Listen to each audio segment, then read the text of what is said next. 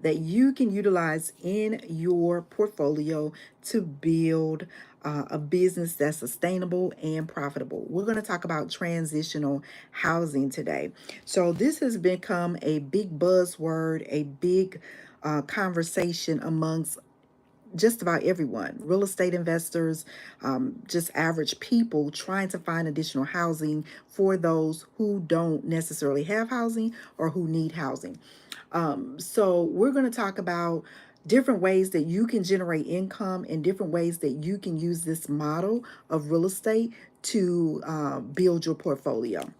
My name is Nichelle, and I am a 30-year plus veteran in real estate investing. I help people to start, market, grow, and profit in the business of real estate. So, welcome to my channel, and let's go ahead and get started. The first thing we're going to talk about is transitional housing. What is it, and why it may be a good fit for you in your portfolio of real estate investing?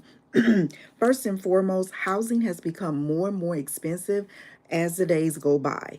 Right now, we have a extreme shortage of housing in multiple areas throughout the country, and people are having a hard time trying to find houses that they can afford. So not only do we have housing that you can't afford, we have different programs that are not available to everyone because of one reason or the other. It may be their credit, or they may not be foundationally stable enough to afford the houses that are available. There's plenty of real estate out here, plenty of vacant houses out here, plenty of buildings that aren't being used that could be used for housing, depending on if they pass the zoning laws and whatnot.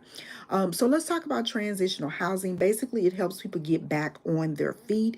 If they are down, perhaps maybe they're getting out of a mental facility, perhaps they're getting out of the hospital, perhaps they are transitioning, they're a veteran and they're transitioning from one state of life to another. They're coming back from services. They see that they cannot afford to live traditionally.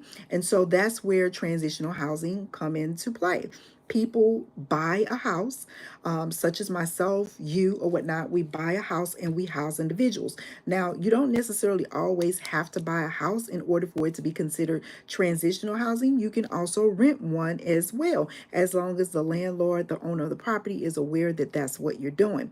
And so you basically get the house, and you make sure, depending if you're going to be licensed or unlicensed, you have it inspected. Because where I'm from, the places where we're licensed at in Missouri and in Georgia, you have to have the property inspected, and it has to have certain parameters surrounding it in order to be classified as a transitional house. You may have to get some type of documentation from the boarding government of your state.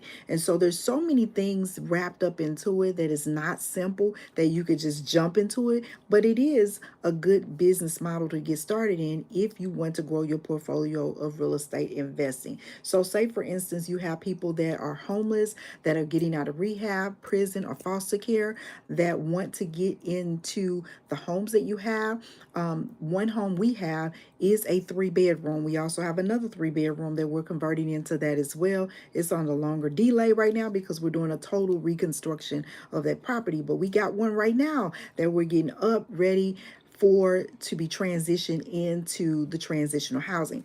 Now, as long as your bylaws in your governing state allow this type of practice, because some don't allow houses to be in certain proximity of another assisted living facility, and some don't allow proximity depending on the square footage of the terrain or the house that you're purchasing or renting to be considered as assisted living. So if you have a 3-bedroom, where I'm from, I'm not an inspector, I'm just going on the things that have been inspected within our industry and in our company.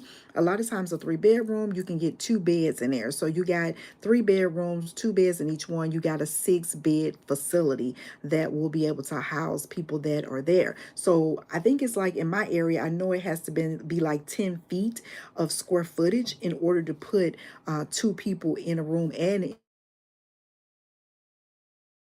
And so those are things that you really want to take into consideration. That's why it's so important to get the house inspected. Some housing programs allow you or make you have to get sprinklers inside the house. You also have to make sure the electrical systems are updated, that there's no issue with that. And it really just just as a whole bunch as far as the stability of the home. It has to be in good working and operational order. Windows have to open in each room. And again, like I said, you have to have that percentage of square footage depending on your state laws and your municipality laws if you live or renting or buying a home in that area. And so the goal of transitional housing is to get people stable because there's so much lack of housing as far as people being able to afford it and the stability of them getting in there to transition back out into the real world. And so a lot of times people that are being discharged from prison, they don't have anywhere directly to go. So that's a good avenue to, go to market there to see what types of clients you can get, build those relationships with the case management, things of that nature. You got people that are being discharged from the hospital that are homeless, that don't have anywhere to go. Again, get in touch with those case managers, the administration, so that they know that you have housing available. Foster care, now when you're talking about working with kids, that's a whole different ball game. I personally prefer not to do that, but some people prefer it. My mode of action is to go straight to the VA because I know, number one, the VA pays, and number two, there's so many veterans that are out here that don't necessarily have a way due to either drug addiction, coming out of the military, and they didn't have a foundational step up ladder to get back on their feet. And so the Department of Housing, VA funds transitional beds all across the country, yet it's still not enough. There's still not enough housing for people that is available. So I am reading my notes that I took so that I can give you great advice. If you want to know why it's a good investment, my theory is I've been in real estate over 30 years, and like I said, housing is it's an abundance of housing, but all of it's not affordable. And so we particularly work with investors to help them find affordable homes so that they can purchase it, whether renting it out or selling it, so that veterans, the affordable home community, that they can get these houses, that they can, obviously they're not doing it for free. So they're going to fix them up. They're going to get them ready for rent or for sale on an affordable spectrum timeline. And so, how do you get started? First and foremost, you need to find out. People will say pick a niche. I'm not really a niche person. I figure that you go where you see there is a need, and most of the time that is niching down. But you go where you see there's a need. As I mentioned, I'm focusing in on veterans because that's where I know that there is a need. And being a prior military person myself, I just have a fondness for those. I believe that anybody that fought for this country, they deserve to have the best, and I want my homes to provide that. The second thing you need to do is make sure you secure the property. So if you're going to buy it, you have to go through the financing, making sure you qualify to get the home. If that is not an accessible tool for you, then you go to rent the home. You just need to make sure that the owner of the property is aware of what you're doing, and any type of inspections that you need to get, that they're in compliance with them as well. As far as setting up your business, you want to make sure that it is legal. Pardon me. Whether it's going to be a corporation or an LLC, you need to have that foundation set up before you even begin your business. Are you going to do it for profit or nonprofit?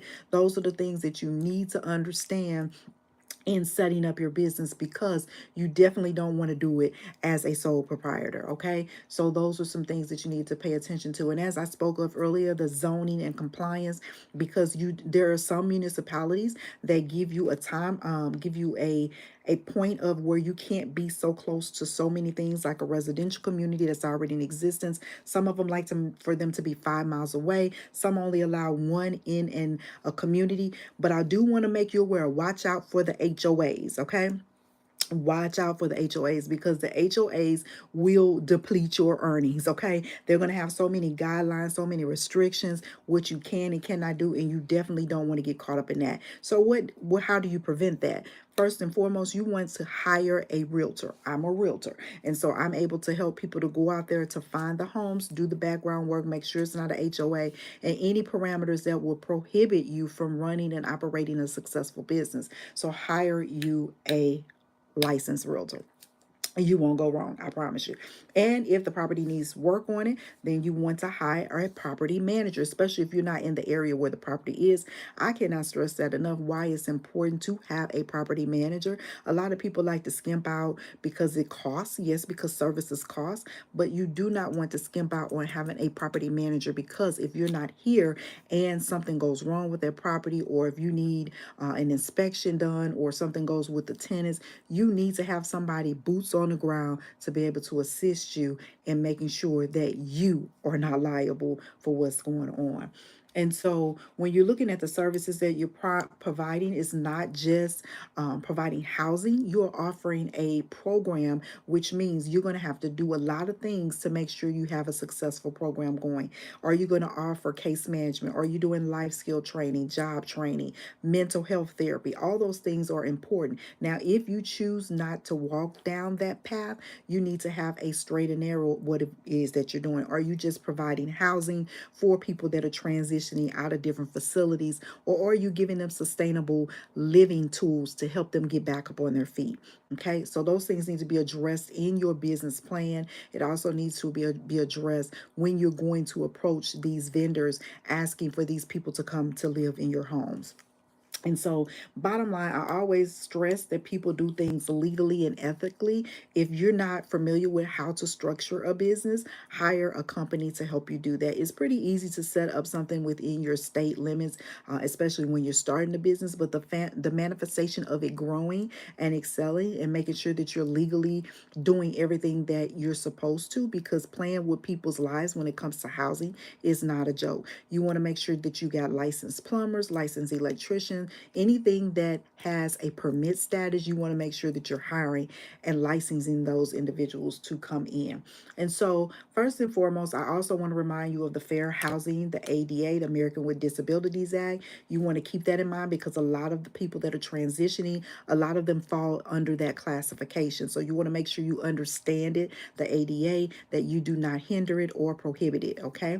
Last and final, I want you to understand that it's okay to start small with one house. You don't have to go out there and get plenty of them. We fortunately have several that we have, and a couple of them we're going to use as a tool to see how we can get this business up and running. And so the one that we have right now, it is a 3-bedroom. We just got completely everything, most everything rehabbed in it. Now it's a means of making sure we have it safe for the elderly that, or the transitional. Ours is going to be 55 and above that will be able to live in a house. So start small, one home, learn the ropes, build a program, be sustainable. Don't be afraid to ask for help if you need it, and get out there and network and grow your business, because this type of foundation of a business is not only necessary, it is needed. Okay, because people need housing.